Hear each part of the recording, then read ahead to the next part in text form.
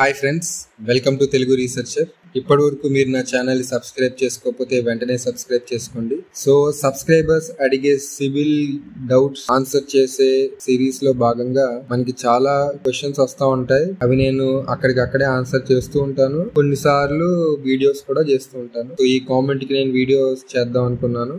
ఎందుకంటే జనాలకి సివిల్ యొక్క నాలెడ్జ్ కొద్దిగా పెరిగే కొలిది ఇది వరకు వాళ్ళు చేసిన మిస్టేక్స్ ని ఇప్పుడు రెక్టిఫై చేసుకోవాలని ట్రై చేస్తున్నారు. బట్ వాళ్ళకి సివిల్ లో ప్రెసెంట్ లోన్ రావట్లేదు అని తెలిసినప్పుడే అందులో వాళ్ళు చేసే పాత మిస్టేక్స్ యొక్క ఇన్ఫర్మేషన్ ఆ బ్యాంక్స్ లేదా ఎన్బిఎఫ్సిస్ ఎక్కడైతే లోన్ అప్లై చేసిన తర్వాత వాళ్ళు ఆ లోన్ ని శాంక్షన్ చేయకుండా లేకపోతే రిజెక్ట్ చేస్తున్నప్పుడు వీళ్ళకి తెలుస్తుంది. ఇప్పుడు ఏం చేస్తున్నారు జనాలు, వాళ్ళ లోన్ ని తిరిగి కడితే మళ్ళీ వాళ్ళకి వెంటనే లోన్ వస్తుంది అనే భ్రమలో ఇంప్రెషన్ లో ఉంటున్నారు. అది ఎంతవరకు సాధ్యం వీడియోలో తెలుసుకుందాం. సో స్క్రీన్ మీద నేను కామెంట్ చూపిస్తున్నాను. ఇది వచ్చేసి మనకి ఈసెస్ ఎట్ లవ్ అనే సబ్స్క్రైబర్ ద్వారా వచ్చింది. ఆయన ఏమంటున్నారంటే, హాయ్ సార్, నేను 3 లోన్ యాప్స్ నుండి 50K తీసుకున్న టైం కి కట్టకపోయాను. వాళ్ళు రైట్ ఆఫ్ చేశారు. సిబిల్ లో చూపిస్తుంది. నాకు ఏ లోన్ రావడం లేదు. ఇప్పుడు ఏం చెయ్యాలి? మొత్తం కట్టేస్తే సిబిల్ లో క్లియర్ అవుతుందా లేదా అవ్వదా? సో మీరు కావాలనుకుంటాం చాలా మంచి నిర్ణయం.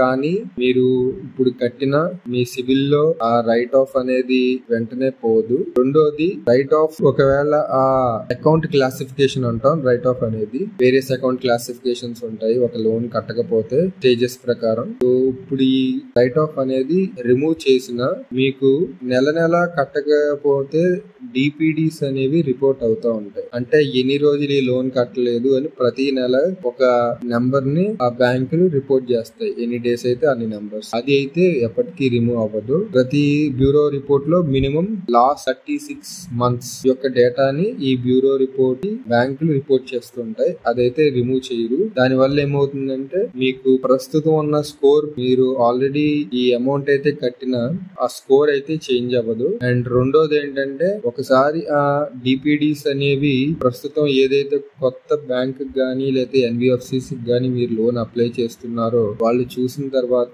వెంటనే మీకు లోన్ ఇవ్వడానికి వాళ్ళు నిరాకరిస్తారు. ఎందుకంటే డిపిడిస్ అన్ని లేకపోతే లోన్ రీపేమెంట్ సరిగ్గా చేయని కస్టమర్స్ కి ఏ బ్యాంక్ అయినా ఏం చేస్తుందంటే, వేరే బ్యాంకుల్లో ఎవరైనా లోన్ ఇస్తే రైట్ ఆఫ్ తర్వాత వాళ్ళు ఎలా కట్టారు అన్నది చూస్తారు. సో ప్రెసెంట్ అయితే మీకు ఆ హిస్టరీ ఇంకా క్రియేట్ అవ్వలేదు కాబట్టి ఎవరు లోన్ ఇవ్వరు. అండ్ మీకు ఈ స్కోర్ బిల్డ్ చేసుకోవాలి అంటే కొంచెం టైం పడుద్ది. వెంటనే స్కోర్ అయితే పెరుగుద్ది, కానీ పెద్ద లోన్స్ రావాలి అంటే కనీసం ఒక 2-3 years అయితే ఈజీగా పడుతుంది. వెంటనే అయితే ఏ బ్యాంకర్లు ఇవ్వరు. ఎందుకంటే 50K అనేది ఒక చిన్న అమౌంట్, మరి పెద్ద లోన్ కాదు. సో ఆ 50K కట్టలేకపోతే ఏంటి, 50K కన్నా ఎక్కువ లోన్ ఎలాగివ్వాలి అని బ్యాంకులు అనేవి ఆల్రెడీ వాళ్ళ సిస్టమ్ లో కాన్ఫిగర్ చేసేస్తాయి. ఇలాంటి రైట్ ఆఫ్స్ ఉన్న వాటికి ఇవ్వడం కష్టం. సో వేరే ఏదైనా బ్యాంకర్స్ ఇస్తే చూడొచ్చు, లేదా ఆ రైట్ ఆఫ్ అయిన తర్వాత కొత్త లోన్స్ ఏమైనా తీసుకుంటే ఆయన ఆ తర్వాత మనం 24 months కొత్త లోన్ సరిగ్గా కడితే తర్వాత మనం ఏమన్నా లోన్ ఇవ్వచ్చు అని అవి వాళ్ళ రూల్ ఇంజిన్స్ అంటారు. అందులో కాన్ఫిగర్ చేసేసుకోవచ్చు. లేదా మీరు పర్సనల్ లోన్ అప్లై చేస్తారు. వేరే లోన్స్ అయితే ఆ క్రెడిట్ మేనేజర్ ఎవరైతే మీ కేస్ ని రివ్యూ చేస్తున్నారో వాళ్ళు కూడా ఆ డెసిషన్ తీసుకు. ప్రెసెంట్ అయితే దీన్ని నేను మరీ డీటెయిల్డ్ గా ఎక్స్ప్లెయిన్ చేశాను అనుకుంటున్నాను. బట్ జనాలకు అర్థం అవుద్ది ఎందుకు లోన్ రాదు నాకు ఒకవేళ వెంటనే కట్టినాను.